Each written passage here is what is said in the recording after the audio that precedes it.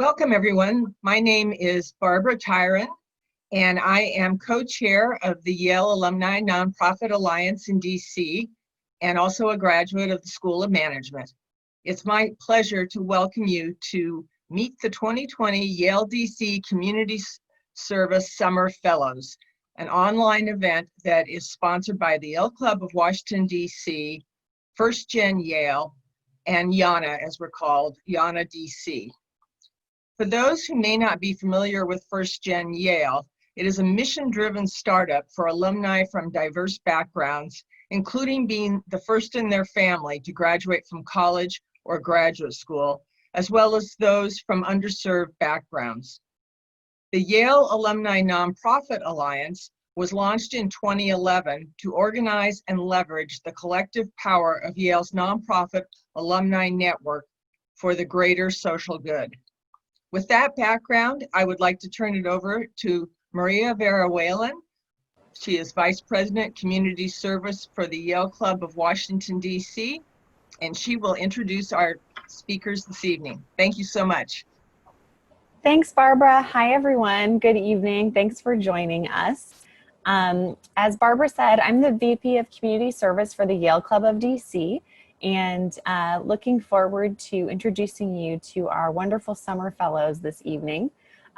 First, I just want to thank Yana and Barbara for all their help and support, as well as the First Gen Yale team. And a special thank you to the Yale Club of DC and our president, Yvette Rivers, who's on with us tonight, facilitating tonight's event.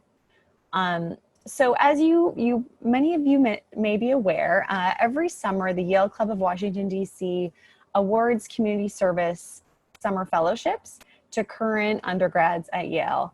And this program, which is totally supported by donations from our members and our community here in DC, who've been amazingly generous over the years.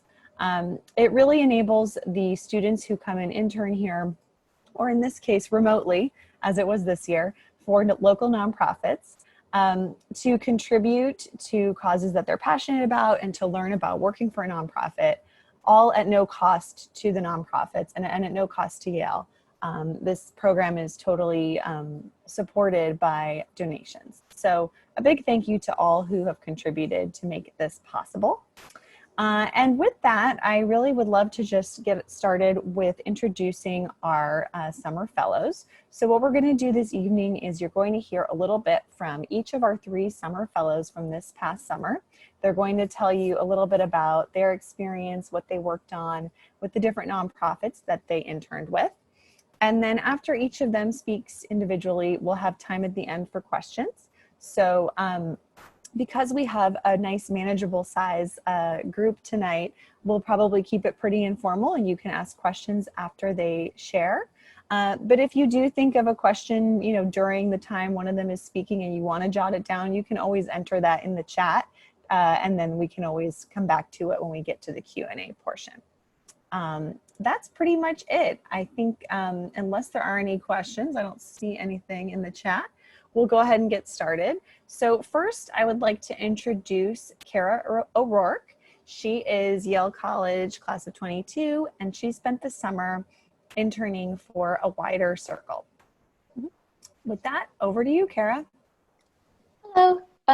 Thank you so much for the introduction, Maria. My name is Kara O'Rourke. I use she, her pronouns, and I am a rising junior in Branford College at Yale. I'm an English major, also pursuing the Yale Data Science Certificate, which is basically a minor. And when it's time, I plan to apply for the creative writing concentration within the English major as well. My extracurriculars on campus include volunteering with New Haven Works and Girls in the Run, being a makeup artist for undergrad drama shows, and being on the board of Every Vote Counts, a nonpartisan club advocating for progressive voting reform and election accessibility on campus. For a long time, I've known I wanted to work in the nonprofit industry in some way, although I wasn't sure how exactly. Finding a morally fulfilling career is really important to me, and I can't wait to dedicate the rest of my life to helping other people after all the opportunities and privileges I've had to be here speaking to you today. My summer internship, generously sponsored by the Yale Club of DC's Community Service Fellowship, was a chance to foray into fundraising. So my internship was as one of 3 marketing and development interns for a wider circle, which is named after an Einstein quote about widening our circles of compassion. A Wider Circle is a medium-sized charity trying to eliminate poverty in DC through a variety of programs, some of which are really unique and innovative. They're known throughout the area for their furniture donation programs, by which they direct gently used furniture that would have headed for the landfill, and instead pick it up and use it to help furnish homes of low-income families in the DC community. Although I couldn't be there this summer to see the incredible work they do in person, I've read testimonies from some clients whose kids, for example, had gone from sleeping on the floor with their clothes folded in a corner of a bare room to having their own beds and drawers for their belongings, which is a huge difference that I imagine most of us take for granted. A Wider Circle also runs workforce development programs and hosts donation drives to collect professional clothing, food, school supplies, and holiday gifts. And finally, they have neighborhood partnership centers located directly within the Highland and Shaw communities of DC to better connect and serve the members of those communities. My projects within the small development team were research, analysis, and outreach to help identify and contact prospective donors and sponsors for the annual fundraising gala. That meant researching companies and foundations that had donated to similar nonprofits, finding a point of contact, which sometimes meant going to the 7th page of Google looking for an email address, drafting and copy editing email templates and formal applications requesting sponsorship, and sending hundreds of emails every other week per the outreach schedule. I also help provide recommendations on website edits from the perspective of a prospective donor, and I independently developed a lapsed donor retention strategy with a corresponding email template and phone script that the organization can use for years to come. The internship was so well structured to be an educational and beneficial experience for me as well as for the organization. I was given ownership of several projects I could see start to finish with tangible results, such as one grant application that I identified and helped apply to, and they already got back to us approving a $2,000 donation for the annual gala. I was even assigned small projects that were of no use to the organization at all, but would provide me exposure to things I wouldn't have seen through my internship alone, such as some government grants that A Wider Circle doesn't apply to as much, but I would definitely see if I have a future internship or job at a different nonprofit. So it was really considerate of them to think of us in that way. From this experience, I learned so much about how nonprofits work in general. My supervisor knew my future career plans and was so happy to elaborate on his experiences and general knowledge of the field, well outside of what was relevant for my specific projects. I learned about the fundamentals of development, such as the complex annual calendar of grant outreach, applications and follow-ups, developing long-term relationships, the different private and public sources of funding, the difference between a formal grant request and a cold call email outreach, about the organization in general and the programs, even if I didn't work with those directly. I discovered that even though individuals and companies could always give more, there's in fact a limited amount of funding within the nonprofit sphere, which makes it oddly competitive, even though all these organizations are working collaboratively to make our communities and the world a better place. Something else that surprised me was having to brace myself, as advised by my supervisor, for a huge number of non-responses and rejections from companies we spent so long researching and polishing outreach to. I learned development can sometimes be very tedious work, but if sending 100 emails comes back with even 2 or 3 sponsors, then it's well worth the time. In addition to coming away from this experience with a broader knowledge of the industry in which I want to work and refined research and communication skills, I found the process of preparing a phone script especially rewarding. This was for the lapsed donor retention strategy, calling supporters who hadn't donated in the last few years to check in and try to get them to reconnect. This was necessarily a culminating project of the summer, as it required being knowledgeable and comfortable talking about the organization, so I could improvise from the script as the conversation deviated and and answer questions. And I was proud to be given the responsibility of making these important calls, to be the face of the organization that might have the chance to win them back. This phone script I developed and tweaked through practice, like I said, will also be in use for years to come. So I had a really great summer experience, and I definitely want to continue to explore the development side of the nonprofit world, perhaps in grant writing or databases, or even consulting to have a chance to work with multiple organizations. I'm also looking forward to an in-person internship in the future, as this was remote, and I know that's can be very different from being in an office setting or in the field. Because the most rewarding part of this is knowing that every hour I spend is helping change lives. And it would be nice to be able to meet some of those clients face to face, but I can be patient. In the meantime, while I wait for things to get a little bit back to normal, I'm taking a gap semester this fall, and a wider circle has offered to have me continue working during that time. So I'll get to see the annual gala project to its conclusion, to experience the busy holiday season and end of year rush before the tax year ends, and hopefully explore some of the back end components of development rather than mostly the outreach side as I did this summer. Finally, I wanted to thank the Yale Club of DC again for the generous support of all our internships and of community service in DC in general. That's all I have to share for now, but I'm happy to take questions later. Thanks, Kara. That was a great overview. And I too hope that you get to have an in-person internship in the not too distant future. Hopefully 2021 will bring good news for everyone. But thank you so much for sharing that. So next up we have Laura Clapp, who's an urban studies major, Yale class of 21, and she spent the summer interning with the DC Youth Orchestra. And she's going to tell us a little bit about that. Over to you, Laura. Yeah, thank you, Maria, for that introduction, and thank you all for having me. As Maria mentioned, I am a member of the class of 2021, although I am taking a gap year similar to Kara, so now class of 2022. And I am in Pearson College and an urban studies major. And outside of the classroom, I mainly am involved with music on campus. I am the music director of Women Rhythm, which is Yale's all-senior soprano alto a cappella group, and was also in the New Blue, the Yale Glee Club, and the Yale Symphony Orchestra. So this summer, I had the opportunity to work with the DC Youth Orchestra program, which is a nonprofit that has robust music education programming for DC public school students from kindergarten all the way through 12th grade. And they serve over 600 students a year with both ensembles and private lessons and a few other kind of special music programs. And most of what my work was doing was really helping them with their digital transition, because music education online is not really simple or intuitive to figure out. So that was a lot of what my role was. So I helped with both some more administrative tasks in terms of just digitizing some of their online forms, their evaluation processes, all those sorts of things. And I also actually had the opportunity to design and lead my own digital workshop for students over the summer, which was a lot of fun and a really, really rewarding experience. So I ran a class for 15 students that was focusing on the history of the string quartet and looking at a bunch of different string quartet pieces and really just focusing on the students' perspectives and developing their ability to talk about music and giving them the vocabulary to express kind of what music makes them feel and put that in more formal terms.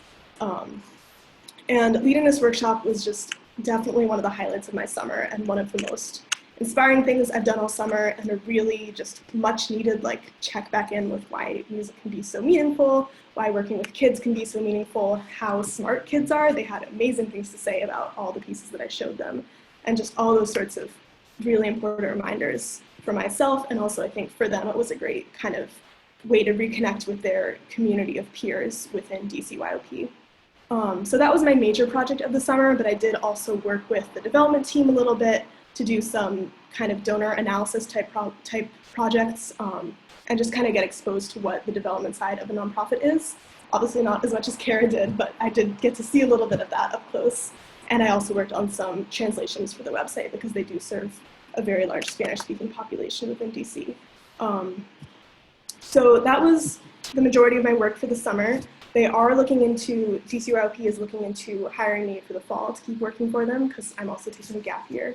So fingers crossed that that will work out because I really love my time with them.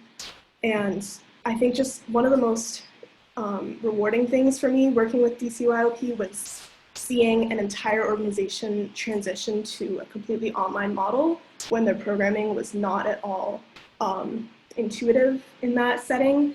And I think that DCYOP is really just doing one of the best jobs out of all of its peer organizations in the country. They're having full programming online in the fall, which I think is really, really necessary for their families and students to have that kind of source of community and ability to keep engaging with music even when we're not able to make music together in person. So that was a really, really rewarding experience to see how effective management and really dedicated and effective employees can make that sort of transition happen, even though it was a huge challenge for the organization. So being a part of that was a really, really educational and rewarding experience. And yeah, I just want to thank everyone who's involved with the DC Club of Washington, the Yale DC Club. I'm forgetting the name, but I want to thank everyone who donated to help make this internship possible. It was just such an incredible experience for me to be able to do something this meaningful with my summer, despite the circumstances that we're all living under. So thank you so much to everyone who has made this fellowship possible. Thanks, Laura. Yeah, that's really interesting to hear how you all were able to pivot to digital in music education. That's challenging, and I'm sure that DC Youth Orchestra was grateful to have you helping them with that. So thanks for sharing that, Laura. And last but definitely not least, I'm going to throw it over to Sophie Lieberman, who's an environmental studies major at Yale, class of 21, and she spent this summer interning at Capital Area Food Bank, who we actually did a fundraiser for over the summer as part of our COVID relief efforts. So some of you may have been on a webinar earlier this summer with the team from Capital Area Food Bank and may know a lot about what they do already, but maybe not. So we're going to hear more about it from Sophie. Thanks so much, Maria.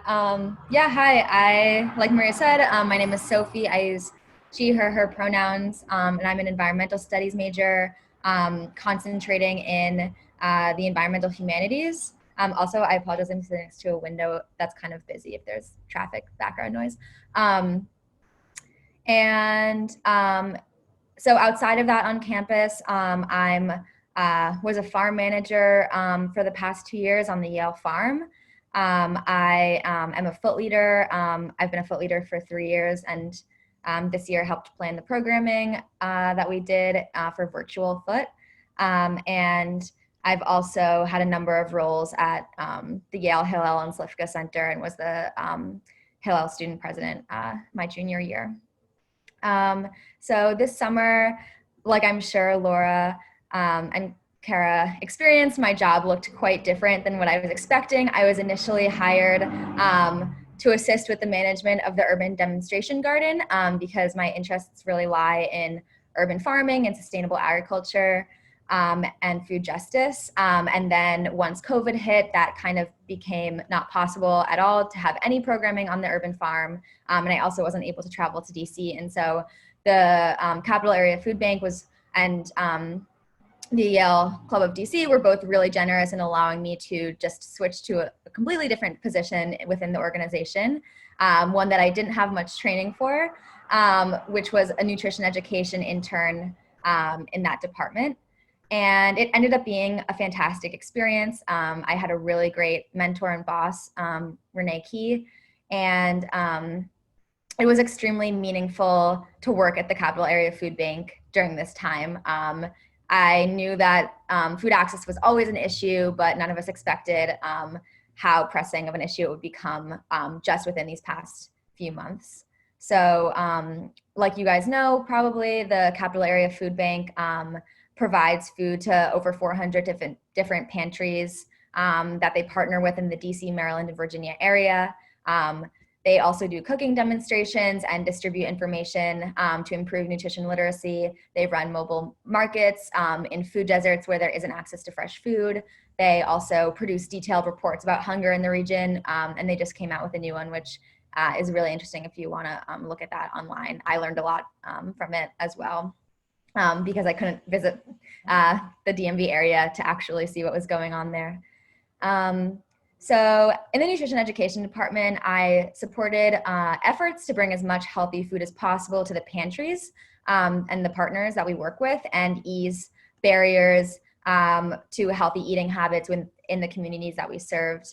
And I started out focused on, my job really ranged week to week. I would get a new project each week. And so I started out collecting data to update key initiatives that were contributed to a quarterly report for the fiscal year, which included a nutrient analysis on all of the recipes that we provide, and also collecting and analyzing data for all of the distribution partners, because we have a program called Partner for Wellness, where partners are able to receive grants from the Capital Area Food Bank if they meet certain guidelines for how much healthy food they distribute. And so figuring out how well that program was actually working included just poring over a lot of the data for the past 2 years and figuring out how we could improve that and make the healthy eating guidelines actually be implemented in a way that ensures healthy eating.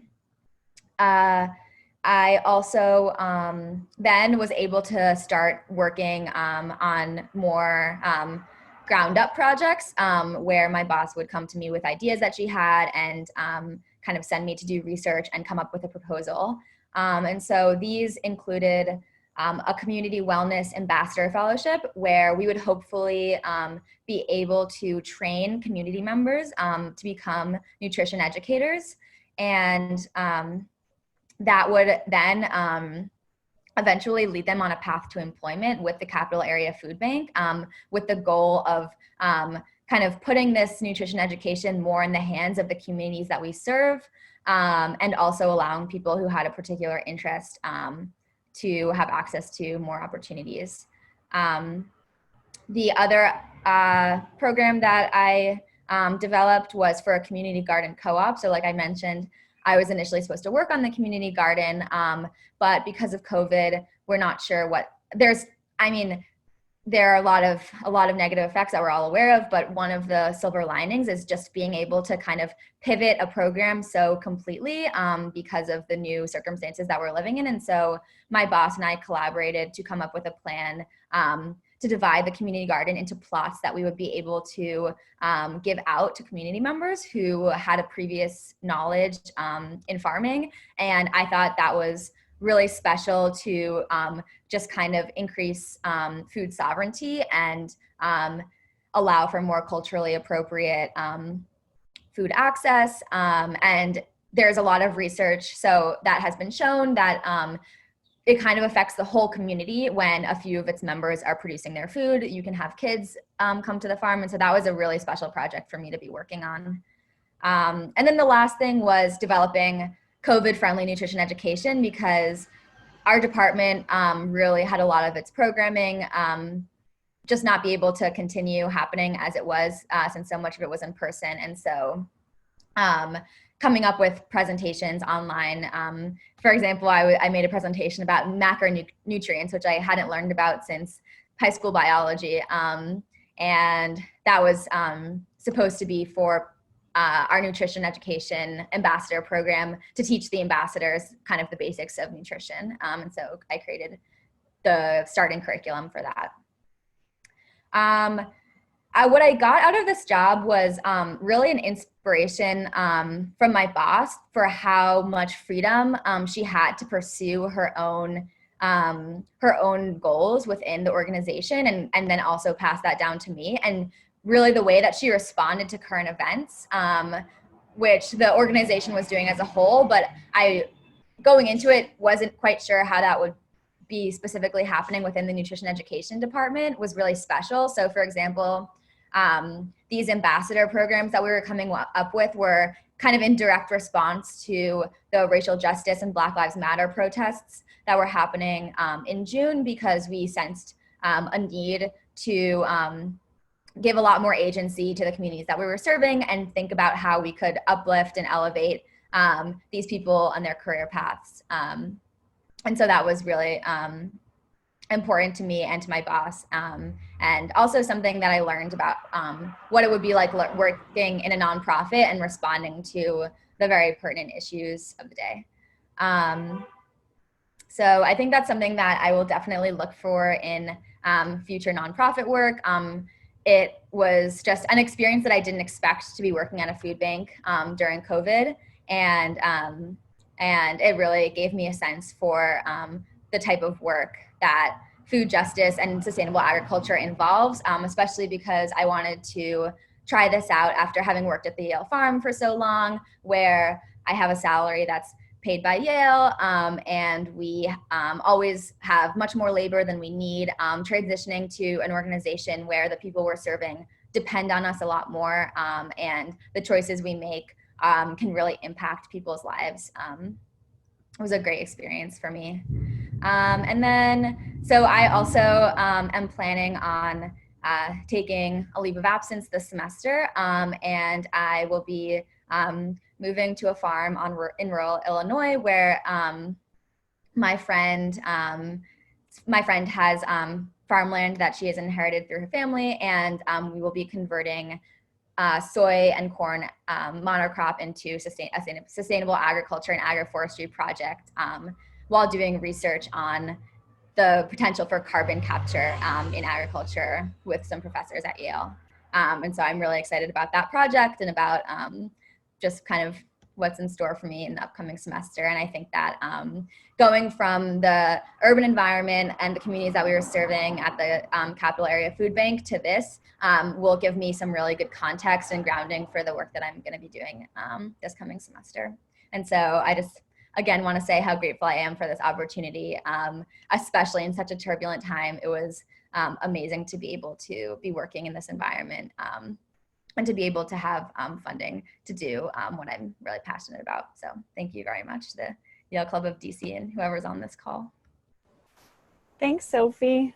Thanks for sharing that. It's really amazing how all three of you have took a very challenging situation and brought so much grace and flexibility to it, and really were able to achieve a lot and really make a difference. So thank you for sharing that. So we're now in the Q&A portion of the evening, and we've had a couple of questions in the chat come through. So I'm going to call on those folks first, and then definitely would welcome others if anyone has a question. So first, I'm going to call on B. Protasio. I think that's Barbara. I think I know you, Barbara, the mysterious B. Would you like to ask your question? Sure. Hi, everybody. Hi. I wanted to ask Cara and Laura if they were going to be paid for their future work at their nonprofits when they take their gap years. I can go first. I'm not sure yet. I'm taking a couple weeks from the end of my summer internship before starting in the fall, and payment wasn't mentioned yet, but my supervisor said he'd send a plan of what I might be doing for the fall. So maybe it will be on there. All right. And for DCYLT, if they do have me back, they will be paying me. They're not entirely sure yet where that funding will come from. They're looking into a few different funding streams, so they haven't gotten back to me yet about if they're able to have me back and what hours will look like if they are, but they will only be having me back if they can pay me. Thank you.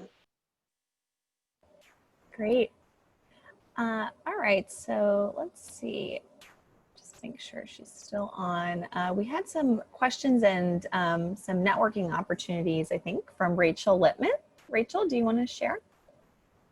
Oh, sure. Sorry, I'm typing away and all sorts of things. I thank you everyone for sharing, and thank you for Barbara for being on the ground, helping to put this thing together. I'm sorry we couldn't be there in person and have more of you get together. I also wanted to speak on behalf of Yana and the 6,300 people in our network to let you know you're not alone. There are lots of alumni out there who, not only in DC, but all over the world. So I hope you'll click on our website and join our newsletter and sign up for the DC chapter, or we have you can put in wherever you are geographically. We're doing lots of programming coming up, and if you don't mind, I'm going to take mental note or a specific note of what you guys have done, and if there are ways we can get you incorporated into some of the programs that we do. Would love to have you, listen, but certainly I think some of the stuff like Laura, we just happened to have a call yesterday about a program we're doing on what's happening in the nonprofit art space. now and how people are rethinking that. And Kara, you mentioned about, development. I've talked to a lot of alums who are sort of in the field, and they think, and we say, like, we'd love to let more students know that there is a career. It's just like not something but that people think about. So I think he was afraid that there weren't as many people going into it. So I'm delighted to hear that, that's, and quite frankly, now if you look at jobs that are opening in nonprofits, like, it's all development for the most part. There's a real need for that. So you're developing. It may not seem glorious all the time. I'm just so happy about how proud you seem to be talking about doing the work that you're doing, whereas I sit there a lot and going, oh my God, I have like 150 people I have to reach out to. So you're doing a lot of really beneficial work, and it is nice to be able to sell the organization you really believe in, and there's a need for that. So you're getting tremendous experience. And Sophie, obviously, amazing work you're doing. We do a lot of stuff with Yale Blue Green, forestry, environmental. Please keep us on your radar screen. If there's some way we can highlight the work that you're doing in any large organizations, I'd love to do that. And then I'm just going to steal the microphone for 30 seconds more, is that I hope you guys get paid. We heard from Yale administration that there is no funding for students like you who are taking a gap year off or a semester, but are continuing on an internship or doing really good work. So there is some movement in the alumni community to figure out a way we could set up a fund the way that we did for the COVID emergency fund, which you may or may not have had to avail yourselves of. So I'm delighted to hear that you guys have some opportunities. Don't feel afraid to come back. You can talk to me through Yana, because there's a lot of alumni who want to support you guys doing what you're doing. If your organizations can't do it, we're scrambling. We're still trying to figure out a way to do it, because you guys are doing great stuff. We want to be able to support that. You're part of the Yale family still, even though you may not be currently enrolled for a semester. So that was my last plug. Thank so you, much, Rachel. Yeah, Sorry. thank you much. It's weird being on leave of absence in the middle of your college career and not knowing where you fit into the Yale community still. So it's always really, really reassuring and affirming to have that alumni support. Yeah, thanks so much. And Rachel, I'll follow up with you after, and maybe you can send a note to connect you for. Much appreciated. Okay, I think next up, Robert Cole, who's also from the Yale Club Board, had a question. Robert, do you want to chime in? Hi, yes. Thank you, ladies, for your presentations. My question was a little more towards Laura. When you say you helped the orchestra go digital, and they did a great job, and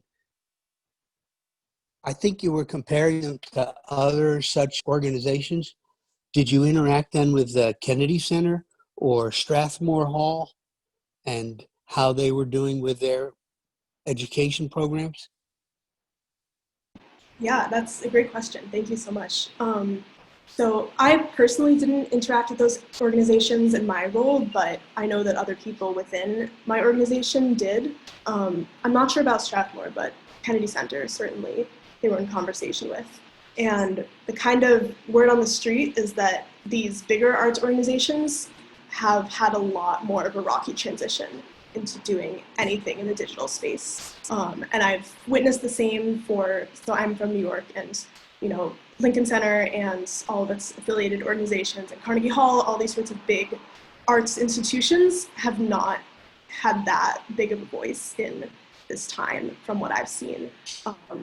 So DCYOP was actually able to pivot very, very quickly during their spring semester, which I wasn't there for, but they were able to pivot very quickly to online learning for the rest of their semester, and then spent a lot of the summer both rolling out programming for the summer itself to replace the normal kind of in-person intensive that they would have. And I was directly a part of that, and also planning for the fall and making sure that they could do what they were doing in the spring, but with even more organization and more innovative ways to take advantage of the digital sphere and music education. I see. So I think it's a combination of them being a smaller organization than these huge arts institutions, and also just having like a very, very competent and adept and adaptable staff that they were able to transitioned so successfully so quickly. I see. Yeah, and I Thank you. think it also just speaks to the strength of their organization in general, because I think, you know, families and students were still very, very vocal about the fact that they wanted to continue learning and being a part of the DCYOP community, even if they couldn't, you know, be in person every Saturday having their lessons and ensemble rehearsals. Right. Thank you. Yeah, of course. Thank you. Thanks, Laura. Thanks, Robert. Okay, next, I think this is actually another question for you, Laura, from Ed Grossman. Ed, do you want to share your question?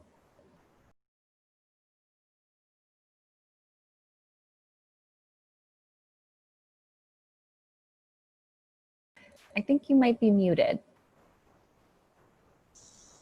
Orchestral and choral music and the entire field has been hit almost the hardest. It's at the very top of the COVID no-no list, as you probably, especially maybe less on strings than on woodwinds or brass, not to mention singing.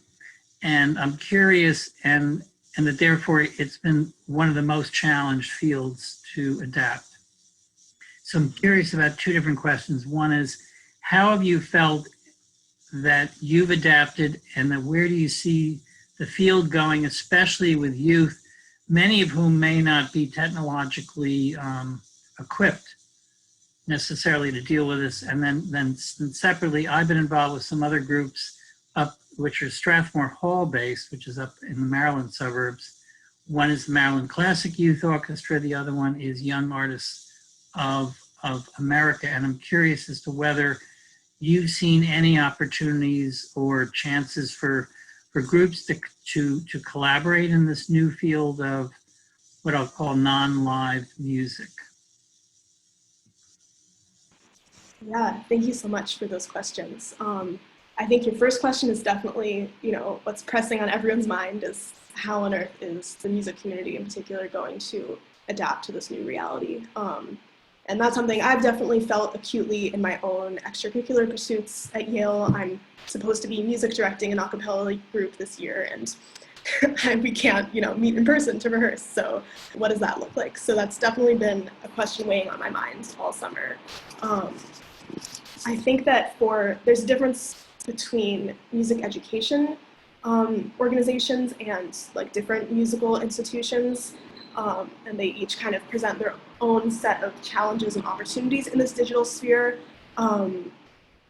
Definitely the bandwidth for these sorts of like virtual collaboration projects in terms of performances the expiration date is kind of approaching, that people are getting a bit sick of seeing like edited together, you know, virtual choir videos. It's not as fulfilling as going to a concert in person, and we all know that, and it's no longer a novel thing. So we're all kind of wondering what to do next now that we seem to be in this situation in the longer term. I don't have any great answers as to what the future of this is. I think the mindset is still very much that this is like a temporary situation that we're in, and it's a bit of a bump in the road that we need to be adapting to. I hope that's the case, but I don't know how temporary this is or how soon we can get back to normal in-person music making. So I think DCYOP has thought very creatively about what music education can look like in terms of you know, restructuring their classes to be online. They can still do private one-on-one lessons online, and they're still pursuing some ensemble projects for performances while also refocusing on things like master classes and more like digital educational output rather than just focusing on the final product of a performance. So that's definitely one way that music education is restructuring itself, is having less of a focus on like the winter concert and thinking more about what we can do in terms of programming that doesn't involve playing together synchronously. So that's one thing that I think DCYOP has been thinking about very creatively and has done a great job with. And, you know, even things like my workshop that I led over the summer that was much more discussion based and felt more like a class, thinking of different things like that that work a lot better in a virtual setting than trying to rehearse together, is definitely one route that music education organizations have taken. And I think that music institutions in some ways can learn from these sorts of music education organizations and think more about what kinds of programming they can create for the community what kinds of collaborations they can foster, because, you know, the format of just having big concerts for the public to attend was already not working very well for everyone. It was working great for the people who had access to those spaces and had the interest, but that is not everyone in the community. So I think that this is an opportunity for them to really take a good look at what their role is in our communities and how we can restructure music and the arts to be a more, you know, inclusive and community outreach sort of space. And being forced to kind of deconstruct everything about what we knew about music and musical performances is also an opportunity to deconstruct those sorts of deeper cultural questions. So that's kind of my hope for the music industry and how it emerges from this pandemic. And as to your second question about collaborations, DCYOP hasn't been collaborating with peer institutions in terms of like other youth orchestras that much that I can tell. I think there's kind of been a bit of sharing of information and resources, but not a whole lot of actual collaboration between them. I do believe they have some collaborations with local orchestras. I can't remember which ones though, but for things like artist commissions or composers writing new pieces and stuff like that, I think they do have a few collaborations lined up, but I don't know a whole lot about that side of their programming. One of the other aspects here that is curious is that now that this is all virtual, DC Youth Orchestra could be the Sacramento Youth Orchestra too, meaning that you can all of a sudden begin to have, I wouldn't call it collaboration, but the San Francisco Symphony could be doing youth programs that could be engaged in by kids in Anacostia, potentially. And sort of vice versa, you could be reaching out to kids in any part of the country in theory, because they're all look the same in the box on the screen. Yeah, I think that's a really interesting point and a really interesting opportunity. It'll be interesting to see if arts organizations really make anything out of that, because it is already such a kind of regional based thing that we do, and these connections are already formed regionally. So I don't know, I guess we'll see if that sort of opportunity of connecting with people in further distances takes place. Thanks, Laura. And thanks, Ed. We have a question for Sophie from Ben Bartolome. I'm going to hand it off to Ben.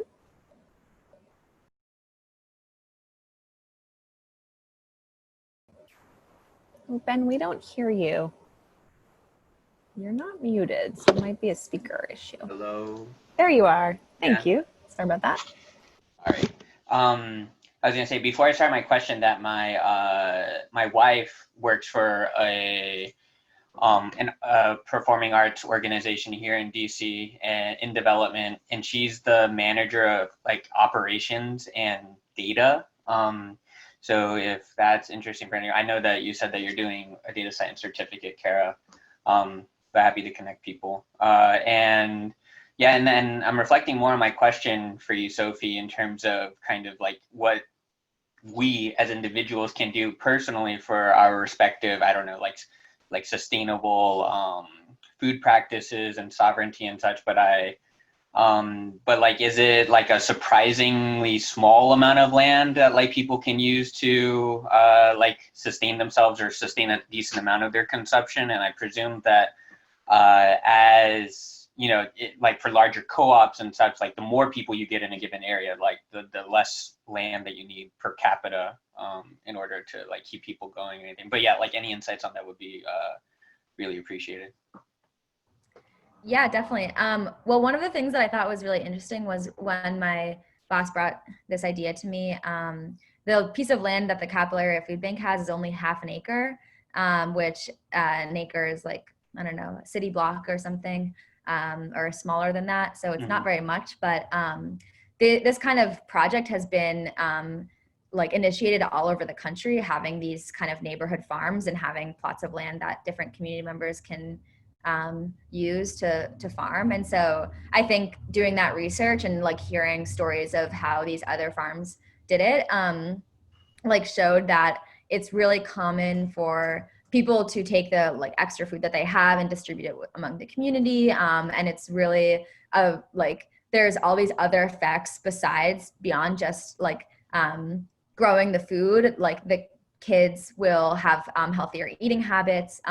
They also tend to have a lot of community events on the land, which will bring people together and share the food. And so you will get a very like decent amount of produce from that land. And then you'll also have all of these like larger benefits from involving community members in the work. So that was definitely, and it was like interesting, not only to hear this anecdotally, but to see like peer-reviewed papers doing this kind of research, which is just like something that I'm so interested in myself, and seeing that this is like kind of a path that people can take to do this kind of research was really exciting.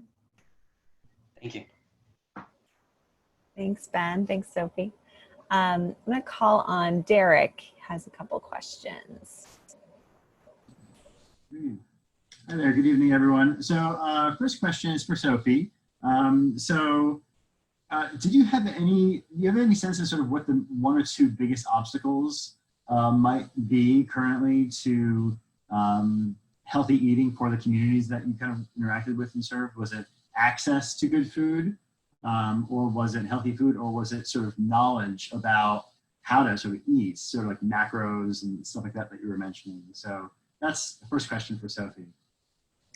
Yeah, sure. So that's a good question. I would say one of the things that I found really interesting was that we did have this Partners for Wellness program where we would try to make sure that our partners were distributing as much healthy food as possible. But when you looked at the guidelines, there were a lot of things that counted as healthy food that you wouldn't normally consider. So like if they were giving out a certain amount of juices, that would count towards their total. If they were giving out a certain amount of like salad dressings and things like that, or dairy products of any kind. And so when you get down to it, this is the food that's available to the partners, and they don't have a huge amount of choice when they're trying to collect food to then distribute to their local communities. But yeah, I do think that just the type of food that is coming in, and then how we earmark it for what we consider nutritious, is really important and is a challenge. And then the second one is literacy. And so a lot of these recipes that we're giving out are very simple, but they are hopefully like seem appetizing to the people that are making them, and not just like kind of your normal like health food diet. It's not, we don't want anyone to go on a diet. We just want people to eat a wide range of fruits and vegetables and other important nutrients. And so, yeah, I think that figuring out the way to quantify what healthy food is a problem kind of on our side.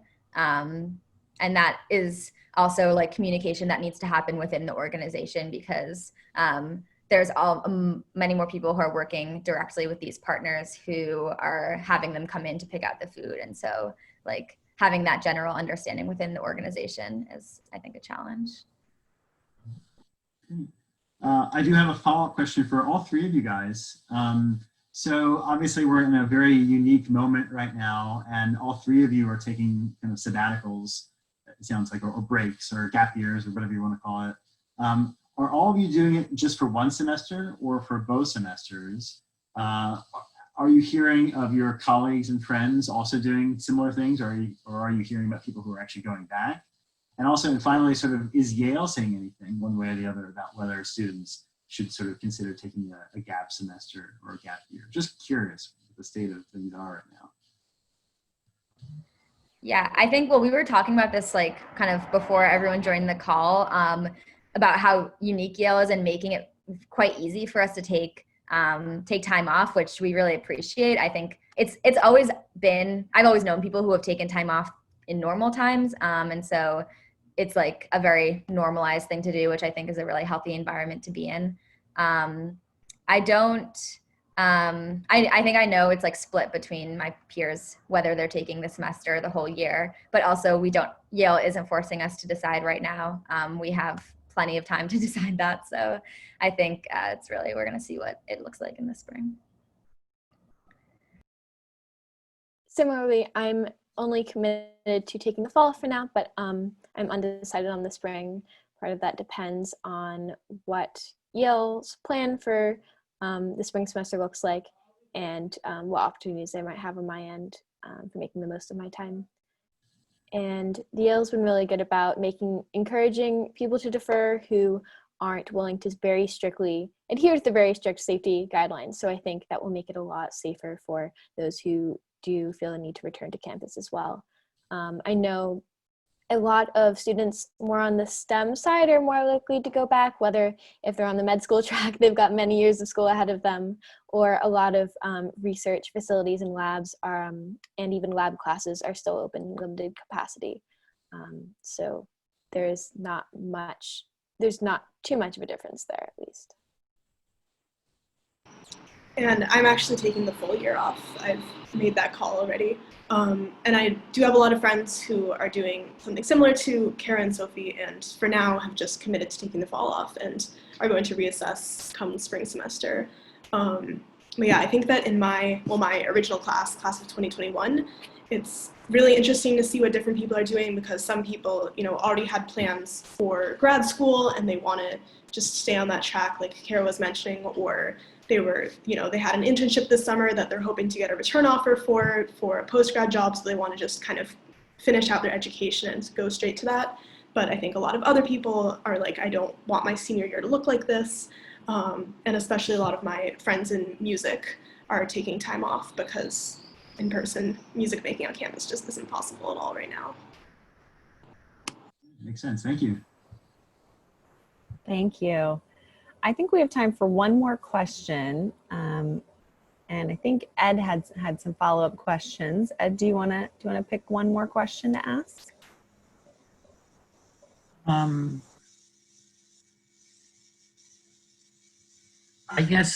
guess there were two different questions that I had. One was, it appears as though neither of you had a great virtual experience at Yale this spring based upon your decision now. But, and you can say, yeah, it was the best virtual experience that I've ever had going to an expensive college. But on a different topic, a lot of nonprofit organizations have been hit with various issues dealing with the anti-racism movement. And I'm curious as to whether in your experience, which is still fairly brief, within your organizations, what you saw going on that.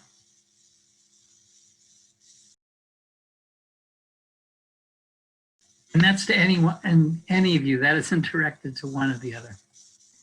Yeah, I can start. I mean, there definitely was communication from our CEO in June about the steps that the food bank was taking in general, which I think involved donating to organizations and things like that. And then, like I mentioned before, I think every department was encouraged to reflect on their own practices and their own work. And so my boss pivoted some of our projects towards thinking intentionally about how we can better serve the communities, which are made up of primarily people of color, and kind of give them access to all of the opportunities that are possible for us. So that was, I thought, interesting.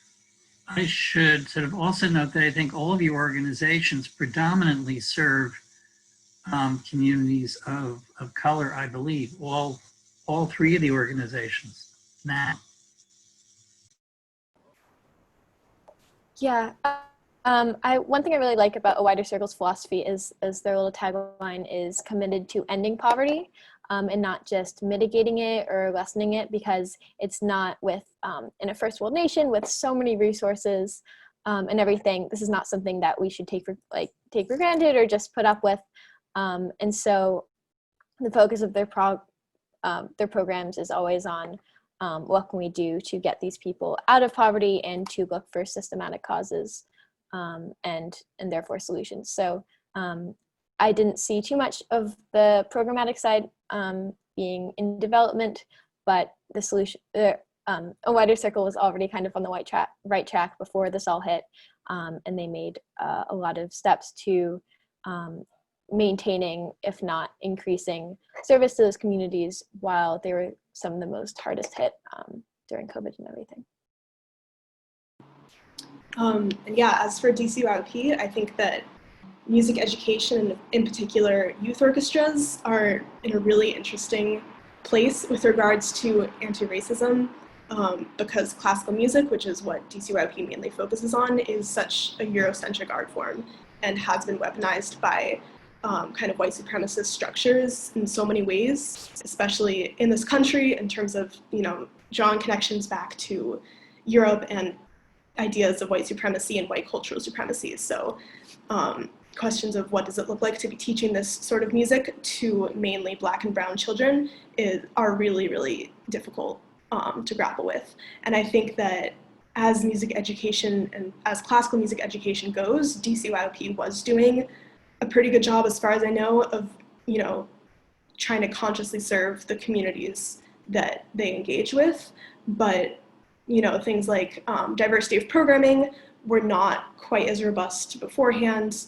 What does it mean to be teaching children from these communities music entirely by like Mozart and Beethoven and all of these European composers from the 1700s and 1800s? That's a really difficult question that we have to all interrogate throughout the classical music world. So DCYOP, I think, is in a great position to be a leader within music education nonprofits, but the classical music world as a whole has a lot of progress to make on the anti-racism front. Thank you. Thank you so much for your comments, all three of you, and thank you for the question, Ed. Thank you all so much for joining us. We are really almost at time and really appreciate you all taking the time to have this conversation this evening.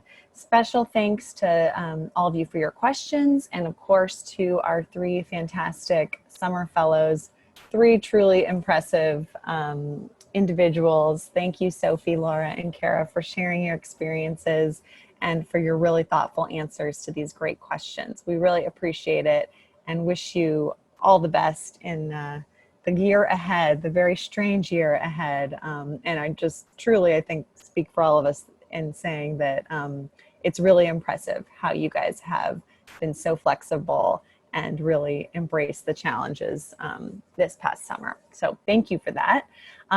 Big thanks to the Yale Club of DC and Yvette and Robert and all of our leadership for making this program possible.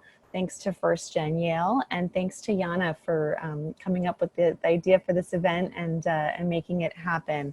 Barbara, do you want to say anything else to close us out? Well, I will certainly echo your thanks, Maria, to not only our very inspiring three presenters this evening. Truly, it was wonderful to hear from each and every one of you. But also thanks to you, Maria and Yvette, for the terrific organization, the magnificent Zoom technology skills that you obviously have. And thank you to Rachel Littman, who's actually the chair of the National Yana, who was able to join us for most of the evening. But of course, thank you to everyone who participated in tonight's discussion. Really appreciate the chance to shine a light on some of the tremendous work that Yale students are embarking upon during these extraordinary times. So please stay safe, and thank you all for being here, and thank you, Maria. Thanks, Barbara. Have a great night, everyone. Thanks for joining us. Bye-bye. Thank you so much. Great job.